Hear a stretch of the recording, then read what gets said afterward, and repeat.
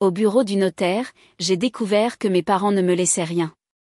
Mon frère a tout hérité. J'ai discrètement annulé tous les virements. Un mois plus tard, ma mère m'a envoyé un SMS, le remboursement du prêt est dû.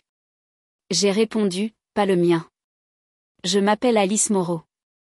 J'ai 32 ans et j'ai bâti mon entreprise de construction à partir de rien, avec seulement sueur et détermination. En grandissant, j'ai toujours été la fille responsable. Tandis que mon jeune frère, Damien, était clairement le favori. Lorsque j'ai reçu l'appel concernant la réunion de planification successorale de mes parents, je m'attendais à une justice après des années de soutien financier et émotionnel. Je n'aurais jamais imaginé que mes propres parents me trahiraient de manière aussi calculée. J'ai grandi dans un quartier modeste en banlieue de Lyon. Mon père, Robert, travaillait dans l'assurance, rapportant un salaire décent qui nous assurait un certain confort, mais sans jamais nous rendre riches. Ma mère, Suzanne, enseignait en CE2 dans l'école primaire locale. De l'extérieur, nous pouvions ressembler à une famille américaine typique de classe moyenne, mais à l'intérieur de notre maison, les dynamiques étaient loin d'être équilibrées. Mon frère Damien a 5 ans de moins que moi. Et dès sa naissance, le centre d'attention de notre famille s'est déplacé. Pendant que j'étais du genre sérieuse et studieuse, obtenant d'excellentes notes et respectant les règles, Damien était charismatique, extraverti, et avait des difficultés académiques. Cette différence de personnalité n'aurait peut-être pas été un problème dans certaines familles, mais dans la nôtre, elle a créé une division claire de l'affection parentale. Je me souviens encore de ma remise de diplôme de lycée. J'étais la meilleure de ma promotion, j'avais obtenu une bourse partielle pour l'université de Lyon 1, et j'avais été admise dans leur programme d'ingénierie très compétitif. Mes parents ont assisté à la cérémonie, bien sûr, mais la célébration qui a suivi fut minime, un dîner rapide dans un restaurant du coin, une carte avec une petite somme. Et puis la conversation a rapidement dévié vers le tournoi de football de Damien qui approchait. 2 semaines plus tard, lorsque l'équipe de Damien a remporté un championnat régional, mes parents ont organisé un barbecue dans le jardin, invité la famille élargie, et lui ont acheté une nouvelle console de jeu. Ce n'était pas la différence matérielle qui blessait. C'était l'écart d'enthousiasme. Mes réalisations étaient reconnues. Celles de Damien étaient célébrées. Les études supérieures ont marqué le moment où les disparités financières sont devenues impossibles à ignorer. Malgré ma bourse, j'avais encore une portion significative de mes frais de scolarité à couvrir.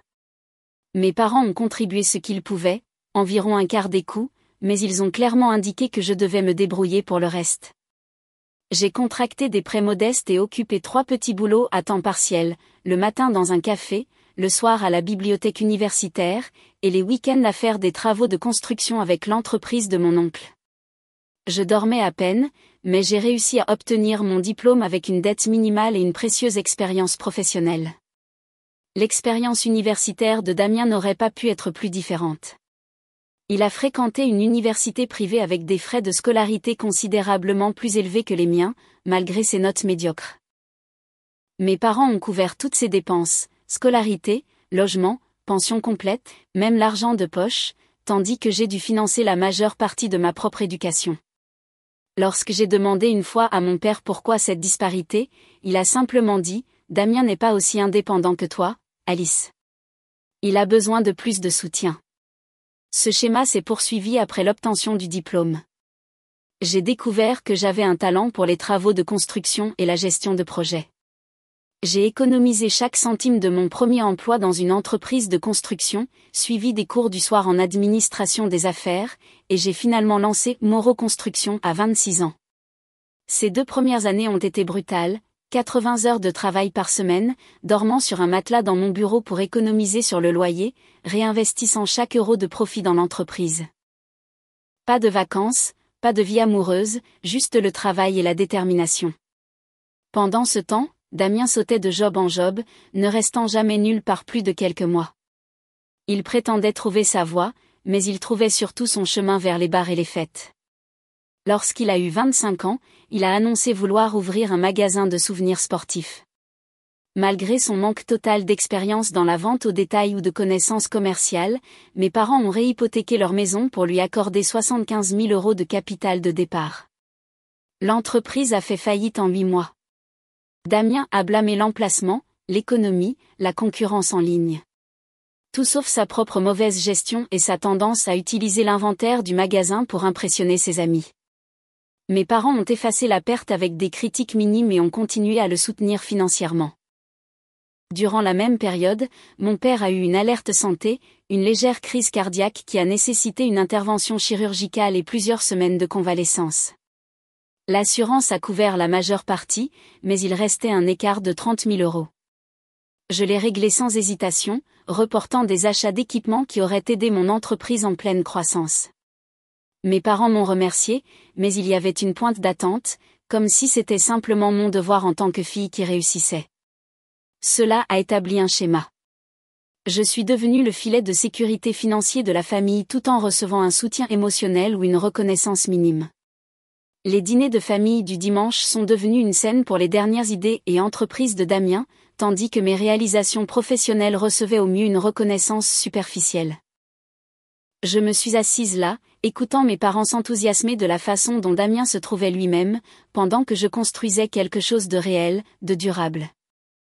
L'année dernière, lorsque mes parents ont mentionné qu'ils avaient des problèmes pour rembourser leur prêt immobilier en raison de la hausse des taxes foncières, j'ai mis en place un virement mensuel automatique sur leur compte sans hésitation. C'était 2 800 € par mois, de l'argent que j'aurais pu investir dans mon entreprise ou épargner pour mon propre avenir. Mais c'étaient mes parents, et malgré tout, je les aimais et je voulais m'assurer qu'ils étaient à l'aise. Je ne m'attendais jamais à de la gratitude, mais j'attendais de l'équité. C'est pourquoi, lorsque j'ai reçu l'appel de maître Thomas Dubois, le notaire de mes parents, concernant une réunion de planification successorale, je n'étais pas inquiète. Je pensais qu'il s'agirait d'une discussion standard sur la manière dont leurs modestes actifs seraient répartis équitablement entre Damien et moi le moment venu. Après tout, s'ils avaient peut-être favorisé Damien émotionnellement, ils n'étendraient sûrement pas cette faveur aux questions financières après leur mort, d'autant plus compte tenu de la contribution que j'avais apportée à leur stabilité financière au fil des ans. Je n'aurais pas pu me tromper davantage.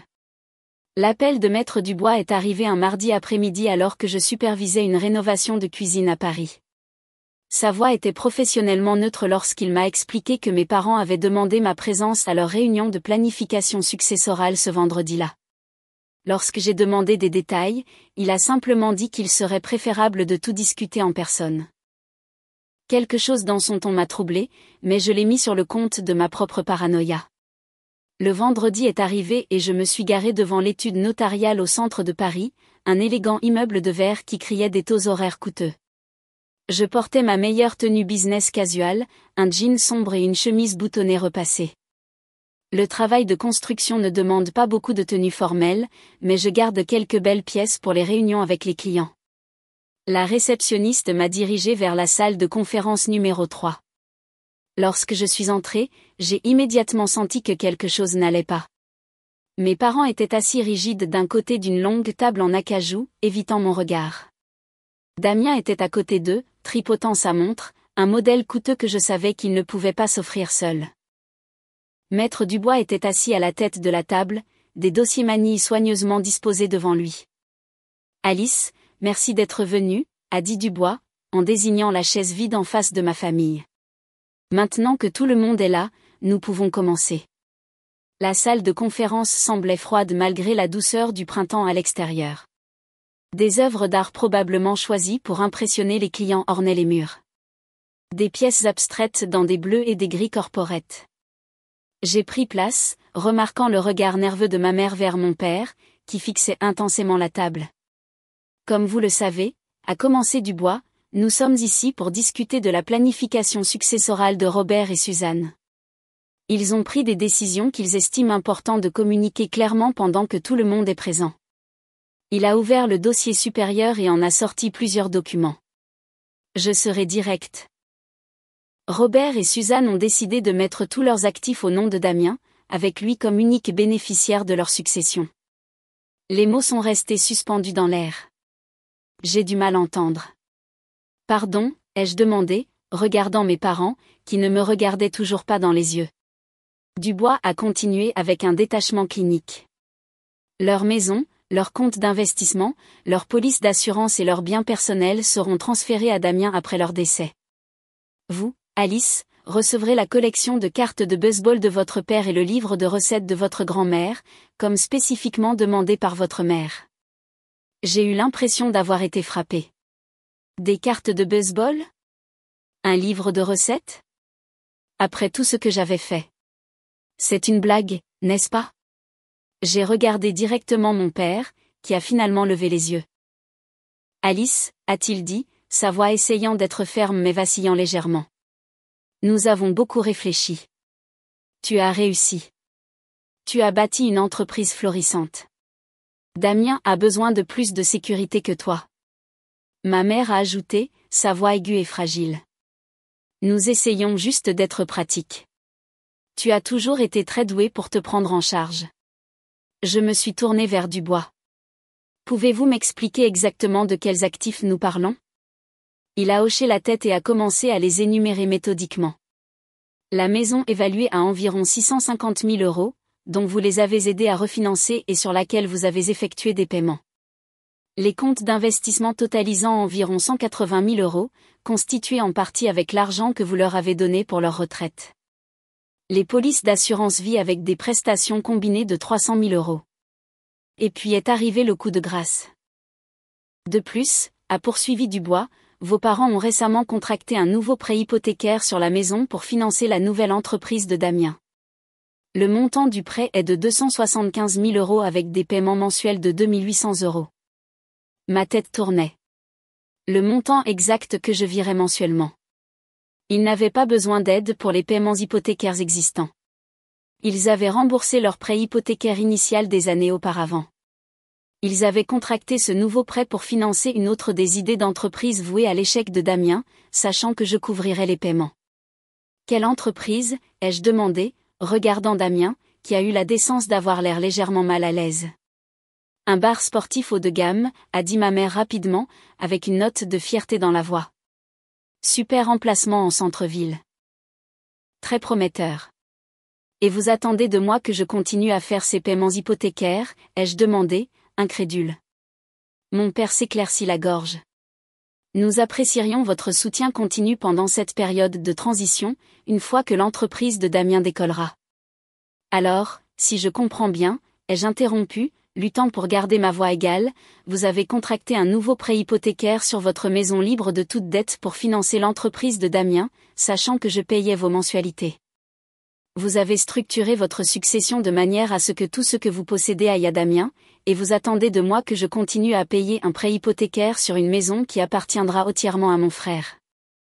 La pièce est tombée dans le silence. Damien examinait ses ongles manucurés. Ma mère épongait des larmes inexistantes. Mon père se déplaçait inconfortablement. Dubois est intervenu. Je comprends que cela puisse être une surprise. Une surprise, ai-je ri, un son creux même à mes propres oreilles. Une surprise, c'est une fête d'anniversaire. Ceci, c'est. J'ai eu du mal à trouver le bon mot. C'est une trahison. Ne sois pas si dramatique, a finalement parlé Damien, levant les yeux. Ce n'est pas comme si tu avais besoin de leur argent. J'ai fixé mon frère. Cette personne qui avait tout reçu pendant que j'avais travaillé pour chaque miette. Il n'avait même pas la conscience de soi pour reconnaître son privilège.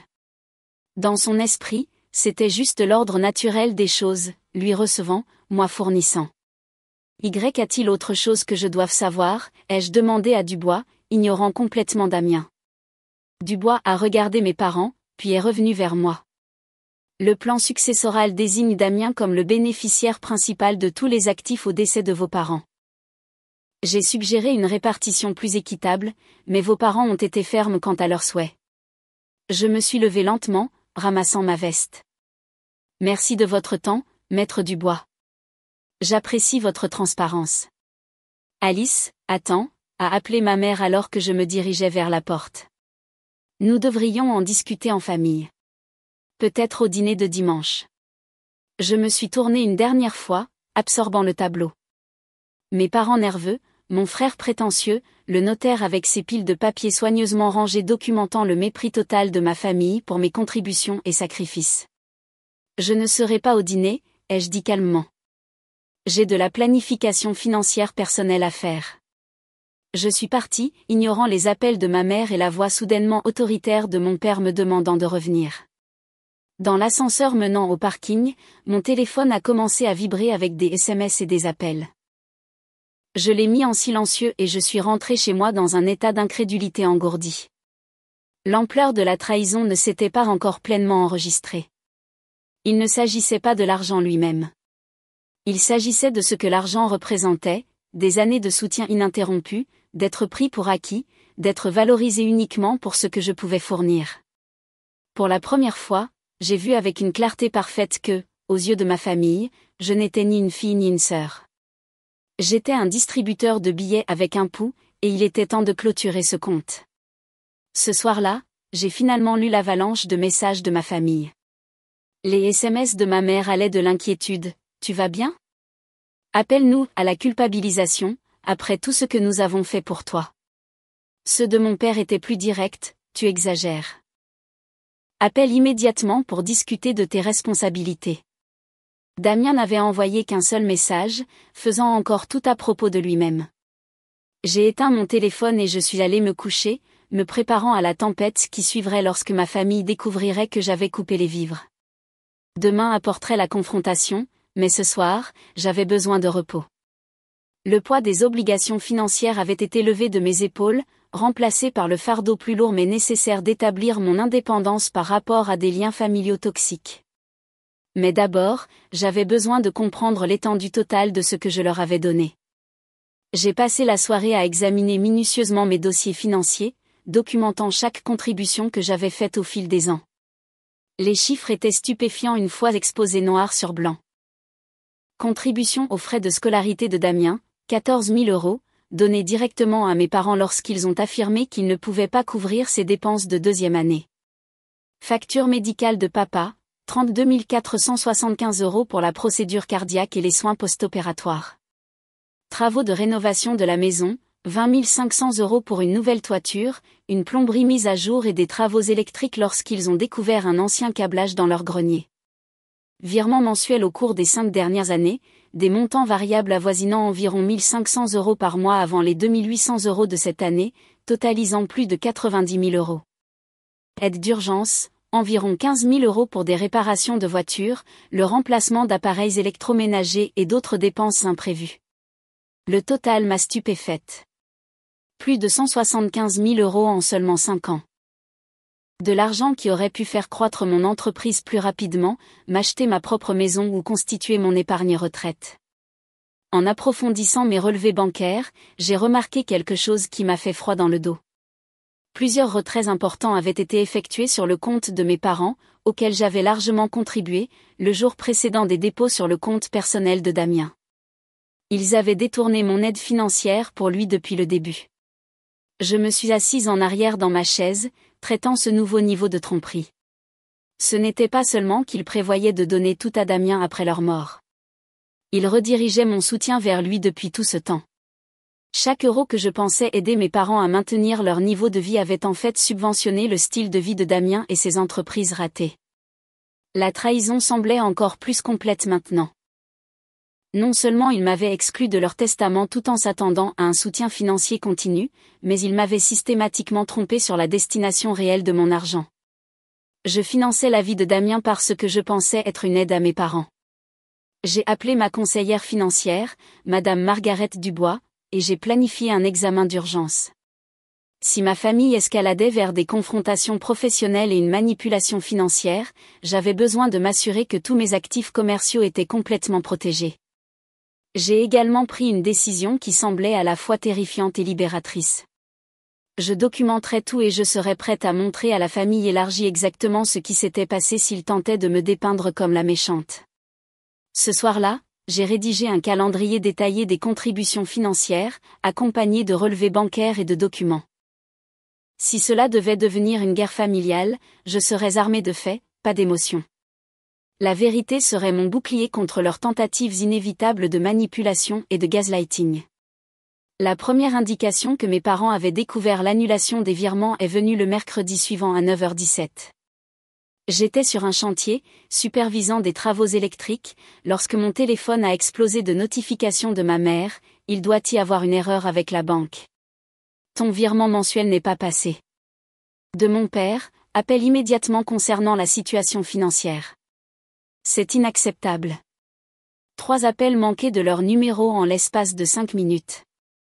J'ai mis mon téléphone en silencieux et j'ai terminé ma réunion, maintenant mon sang-froid professionnel malgré le fait que je savais que ma famille était probablement en train de devenir folle. Au moment où je suis retournée à mon camion, j'avais cet appel manqué et un message vocal de mon père qui commençait par une respiration lourde et se terminait par « Ce comportement enfantin doit cesser maintenant, Alice.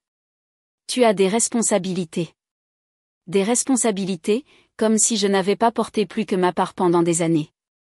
Au lieu d'appeler immédiatement, je me suis rendue à mon bureau et j'ai demandé à ma secrétaire Tina de retenir tous les appels non urgents. J'avais besoin de me préparer à cette conversation. Après 30 minutes de réflexion et de révision des faits financiers, j'ai appelé chez mes parents. Ma mère a décroché au premier appel. Alice, Dieu merci. Y a-t-il eu une erreur avec la banque? Ce n'est pas une erreur, ai-je dit, gardant ma voix calme. J'ai annulé les virements. Silence. Quoi? Mais le paiement du prêt est dû dans 2 jours. Je suis au courant. Je ne comprends pas. Est-ce à cause de la réunion avec Thomas? Est-ce que tu nous punis pour un quelconque préjudice perçu? Préjudice perçu? Je n'ai pas pu m'empêcher de rire. Vous avez refinancé votre maison en utilisant mon argent pour financer l'entreprise de Damien, puis vous m'avez complètement éliminé de votre testament. Ce n'est pas un préjudice perçu, maman. C'est une décision calculée. J'ai entendu une conversation étouffée. Puis mon père a pris le téléphone. Qu'est-ce que tu crois que tu fais? A-t-il exigé, la voix tendue de colère. Ta mère pleure. J'établis des limites financières, ai-je répondu. Ce que j'aurais dû faire il y a des années. Nous sommes tes parents, a-t-il crié. Tu ne peux pas fixer de limites avec nous. Nous t'avons élevé, nous t'avons donné un toit, nous t'avons nourri, et j'ai remboursé cela 10 fois. J'ai contribué à hauteur de plus de 175 000 € à votre foyer au cours des 5 dernières années seulement, ai-je interrompu. De l'argent qui, apparemment, a été utilisé pour les entreprises ratées de Damien et pour ce nouveau prêt hypothécaire dont je ne savais rien. La conversation s'est détériorée par la suite. Mon père a menacé. Ma mère a plaidé. Je suis restée ferme. Cela s'est terminé par la déclaration de mon père, si c'est ainsi que tu veux faire, très bien. Ne t'attends pas à être la bienvenue au dîner du dimanche jamais plus. C'était censé me blesser, mais au lieu de cela, je me suis sentie étrangement libérée. Ça me convient, ai-je dit. Au revoir. Au cours des semaines suivantes, la campagne de pression de ma famille s'est intensifiée. Appels quotidiens, SMS émotionnels, même un message vocal larmoyant de ma mère disant « Nous ne comprenons pas pourquoi tu nous punis comme ça après tout ce que nous avons sacrifié pour toi. » Le gaslighting était d'une audace à couper le souffle. Il n'avait rien sacrifié pour moi depuis que j'avais 18 ans. Au contraire, c'était moi qui faisais des sacrifices pour les soutenir, et par extension, Damien. La guerre psychologique est devenue plus sophistiquée au fil des jours. Ma mère a commencé à appeler mes collègues, prétendant s'inquiéter de l'état mental d'Alice et leur demandant s'ils avaient remarqué des changements dans mon comportement. Lorsque mon ami Michael m'a parlé de son appel à son entreprise de construction, j'ai réalisé qu'ils essayaient de nuire à ma réputation professionnelle pour me faire revenir à la raison. Elle a même suggéré que tu pourrais avoir un effondrement, a rapporté Michael lors d'une soirée autour d'une bière. La famille s'inquiétait de tes décisions financières erratiques et se demandait si le stress du travail affectait ton jugement. C'était un nouveau plus bas, même pour eux. Attaquer ma crédibilité professionnelle a franchi une ligne que je ne m'attendais pas à ce qu'ils franchissent. Cela m'a fait réaliser à quel point ils étaient désespérés et à quel point ils me respectaient réellement en tant que personne. Pour eux, j'étais vraiment juste une ressource à manipuler, pas un être humain avec des griefs légitimes. J'ai commencé à documenter ces appels, demandant à des amis et collègues de conserver des enregistrements de tout contact de la part des membres de ma famille. Mon amie avocate Sarah a suggéré que j'aurais peut-être besoin d'une ordonnance de protection si le harcèlement continuait à s'intensifier. Il te traque essentiellement par le biais de ton réseau professionnel, a-t-elle souligné. Ce n'est pas un dysfonctionnement familial normal. C'est un comportement potentiellement illégal. L'ironie ne m'a pas échappé. Les mêmes parents qui avaient ignoré mes sentiments et mes contributions pendant des années prétendaient maintenant être inquiets de ma santé mentale parce que je m'étais enfin défendue. Ils ne pouvaient pas concevoir que ma décision était rationnelle et attendue depuis longtemps. Dans leur esprit, seule une maladie mentale pouvait expliquer pourquoi leur distributeur de billets personnels avait soudainement cessé de distribuer de l'argent. 3 jours après avoir annulé les virements, j'étais en train de revoir les projections trimestrielles lorsque mon téléphone s'est allumé avec un SMS de ma mère. Paiement du prêt dû aujourd'hui. La banque menace de saisie si ce n'est pas reçu avant 17 heures. J'ai regardé le message pendant un long moment, mon pouce planant au-dessus du clavier.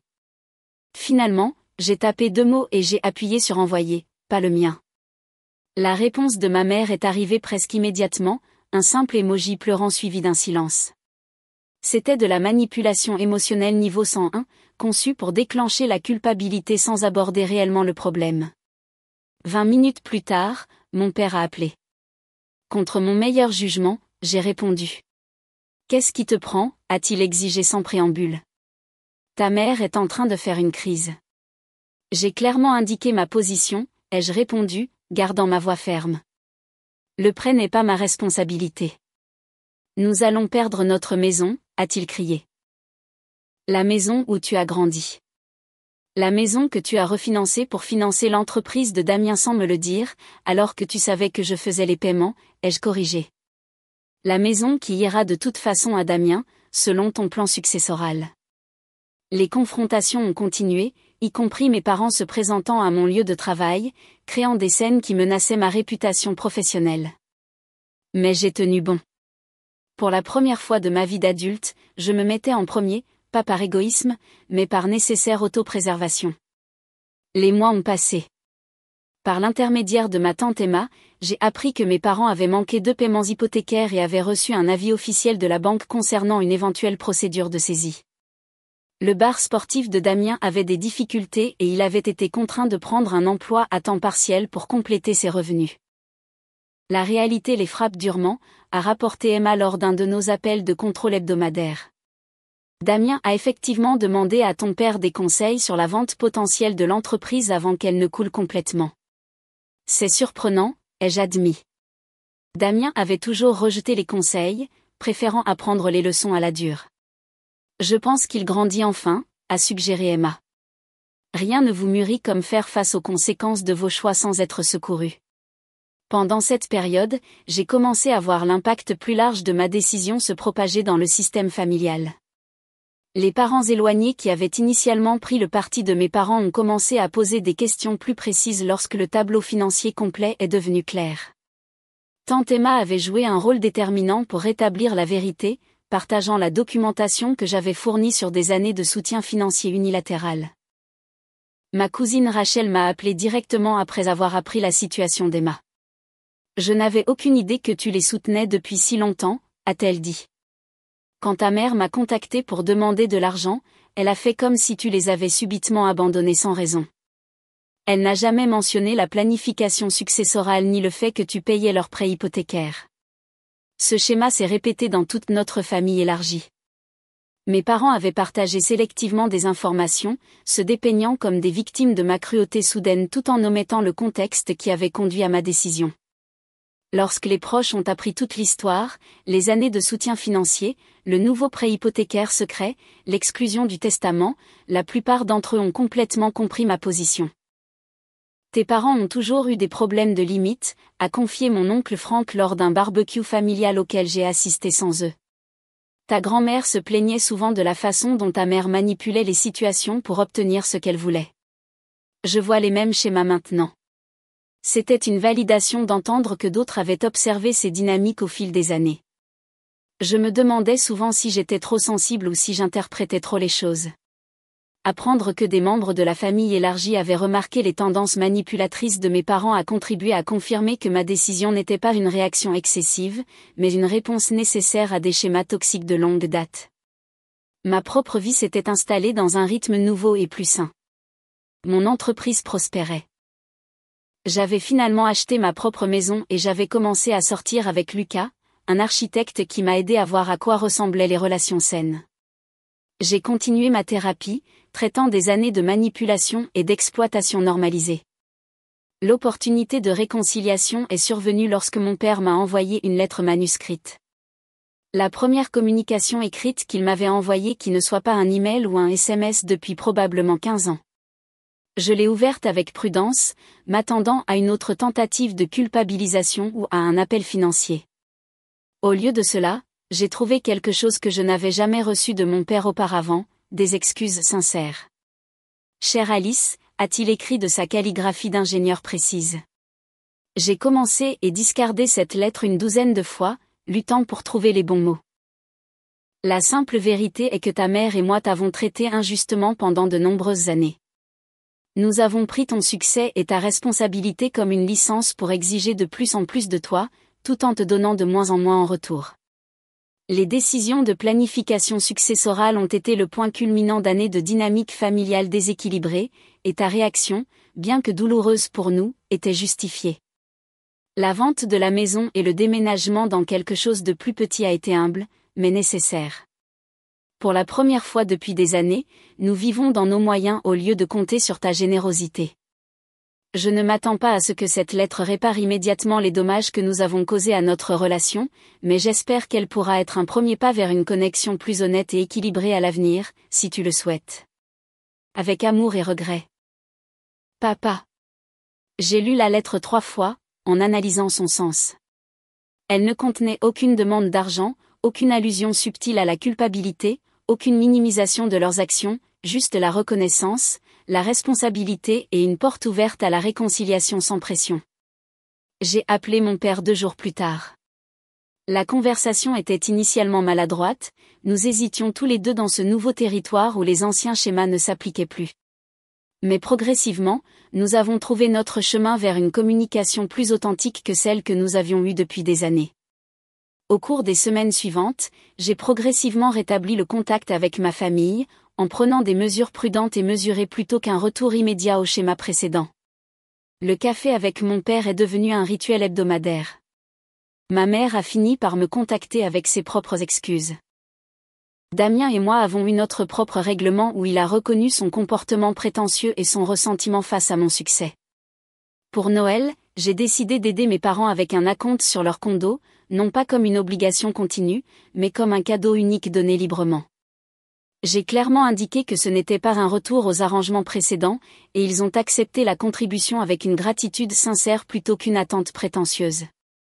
La nouvelle année a apporté une guérison et une adaptation continue. Ma relation avec Lucas s'est approfondie alors que nous discutions d'un avenir ensemble.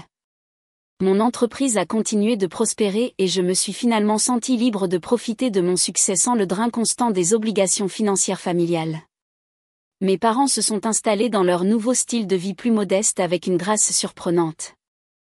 Le conseil à temps partiel de mon père a évolué vers sa propre petite entreprise.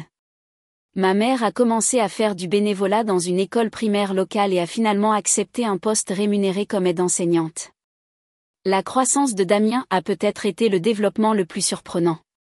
L'expérience humble de l'échec de son entreprise, suivie de l'environnement d'apprentissage structuré de son poste de direction, l'a considérablement mûri.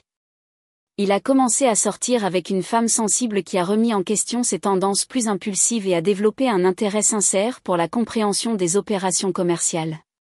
Lors d'un dîner de famille au début du printemps, désormais une occurrence mensuelle plutôt que l'obligation hebdomadaire qu'elle avait été auparavant, ma mère a fait une observation qui a capturé le chemin parcouru par nous tous. « C'est étrange », a-t-elle dit, en regardant autour de la table son mari, ses 2 enfants et les partenaires de nos vies. Pendant des années, je me suis tellement inquiétée de ce qui arriverait à cette famille si Alice cessait de nous soutenir financièrement. Je n'aurais jamais imaginé que nous serions tous plus forts et plus heureux grâce à cela. Plus tard dans la nuit, alors que Lucas et moi rentrions, il m'a demandé si je regrettais la façon dont les choses s'étaient déroulées. Seulement une chose, ai-je répondu après y avoir réfléchi. J'aurais aimé établir ces limites des années plus tôt avant que le ressentiment ne s'accumule de tous les côtés, mais je suis reconnaissante que nous ayons finalement trouvé notre chemin vers des relations plus saines. C'est ce qui compte au final, a-t-il accepté, me serrant la main. Pas que tu y sois arrivé parfaitement, mais que tu y sois arrivé. Dans les années qui ont suivi cette réunion fatidique au bureau du notaire, j'ai appris de profondes leçons sur la famille, les limites et l'estime de soi. J'ai découvert que le véritable amour n'exploite pas et ne prend pas pour acquis. J'ai réalisé que parfois, l'action la plus aimante est de refuser d'encourager des schémas nuisibles. Et peut-être le plus important, j'ai appris que le pardon ne nécessite pas de revenir à des dynamiques malsaines. Il est possible de pardonner tout en maintenant les limites nécessaires à la croissance de chacun. Mes relations familiales ne seront jamais parfaites. Nous portons tous des cicatrices des schémas auxquels nous avons participé pendant des décennies. Mais maintenant, elles sont fondées sur l'honnêteté, le respect mutuel et l'affection authentique plutôt que sur l'obligation, l'exploitation et les attentes déséquilibrées.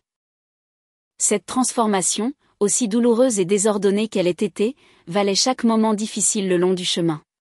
Parfois, la chose la plus courageuse que vous puissiez faire est de défendre votre propre valeur. Et parfois, la chose la plus aimante que vous puissiez faire pour votre famille est de refuser de cautionner leur dysfonctionnement, même si cela signifie abandonner tout ce que vous avez connu et recommencer à vos propres conditions. Il y a une paix dans ma vie maintenant que je ne pensais jamais trouver. L'anxiété constante de me demander quelle urgence financière allait frapper à ma porte ensuite a disparu. Au lieu de cela, je me réveille chaque matin avec clarté sur mes priorités, mon entreprise, mon avenir et l'homme que j'aime. Lucas a été mon ancre à travers tout cela. Il a vu le tribut que les attentes de ma famille avaient eu sur moi bien avant que je n'aie le courage de le reconnaître.